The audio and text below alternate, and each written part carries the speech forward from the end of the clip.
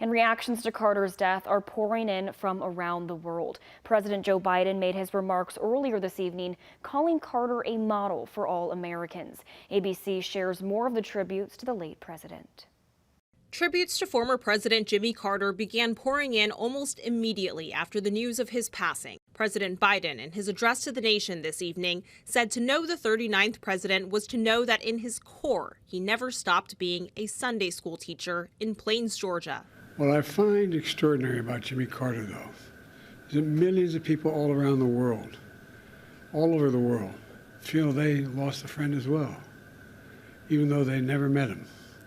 And that's because Jimmy Carter lived a life measured not by words, but by his deeds. Former President Bill Clinton and former Secretary of State Hillary Clinton add Carter was guided by his faith. President Carter lived to serve others until the very end. President-elect Donald Trump acknowledged their political differences before writing, "The challenges Jimmy faced as president came at a pivotal time for our country, and he did everything in his power to improve the lives of all Americans. For that, we all owe him a debt of gratitude." From former President Barack Obama, quote, "Michelle and I send our thoughts and prayers to the Carter family and everyone who loved and learned from this remarkable man." And Habitat for Humanity, an organization the Carters began volunteering with more than 40 years ago, writing today, "We are grateful for the incredible impact the Carters have had on Habitat and on the families who have benefited from their shining example." Jimmy Carter, who was awarded the Presidential Medal of Honor in 1999 and the Nobel Peace Prize in 2002,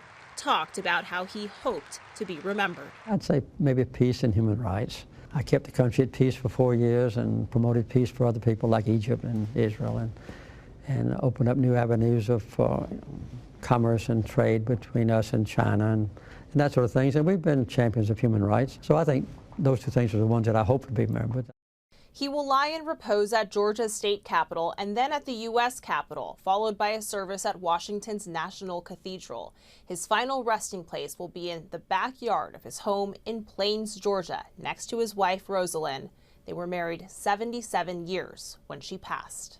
Christiane Cordero, ABC News, Washington. Kentuckiana leaders are also reacting to Carter's death. Kentucky Governor Andy Beshear says, in part, quote, "Jimmy Carter was a true American. He lived through his faith and values each and every day, lifting up his neighbors and serving our great country through kindness and compassion." Indiana Senator Todd Young says, quote, "President Jimmy Carter's life was devoted to service and living his faith, his lasting legacy in the many ways he helped those in need. I extend my condolences to the Carter family."